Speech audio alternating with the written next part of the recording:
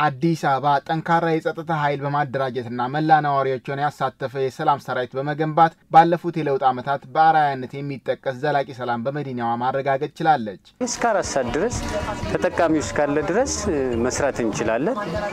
ሁሉ ነገር እንደምታዩት ነው። በጣም ሰላም ነው። አካባቢውም ጥበቃውም በጣም ጥሩ። እዚህ አካባቢ ላይ ትልቅ የወንጀለኛ መናኸሪያ ነበረ። በሞባይል ቪትስ ሳይቀር ንጥቂያ የነበረበት አካባቢ ነበር። ሰፈራችንን አካባቢያችንን ነቅተን እንጠብቃለን። ለሊት ብቻ አይደለም ቀንም በመንቀሳቀስበት ቦታ ሁሉ እየጠበቀን እንገኛለን ማለት ነው።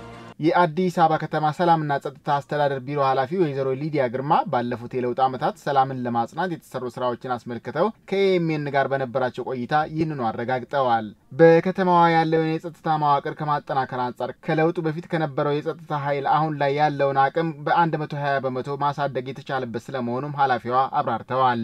በከተማችን ላይ በተለይ የጸጥታ ተቋማችን ላይ የፖሊስ ተቋማችን ላይ የሰራ ነው የሪፎርም ስራ እጅግ ውጤታማና መሬት የነካ በመሆኑ መሰረታዊ ለውጦች ሊመጡ ችለዋል። ከዚህ አንፃር ከለውጡ በፊት የነበረውን የሰው ኃይላችንን ስንመለከት የጸጥታ ኃይላችንን ማለት ነው ስንመለከት በ120% መጨመር የታየበት የሰው ኃይላችን መጨመር ብቻ ሳይሆን ይሄ ኃይል የሰለጠነና የከተማዋን የሰላም የደህንነት ሁኔታ በቅጡ ተረድቶ መፈጸም የሚችል ብቃት ያለው የጸጥታ መዋቅር መገንባት መቻላችን ይሄን ብቻ አይደለም የተቋም ግንባታችን ላይ የሚገለጸው አንዱ የተደራሽነት ጉዳይ ነው።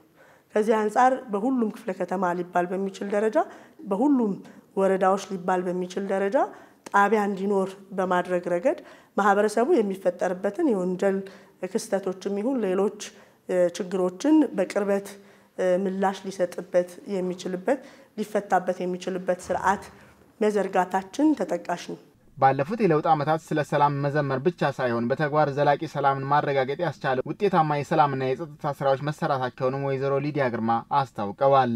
የፍትህ ጥማትን የማዳመጥ በዓል ያደረጉ ተግባራዊ ስራዎችን በተለይ ከለውጡ በኋላ በመሰረታዊነት ተሰርተዋል።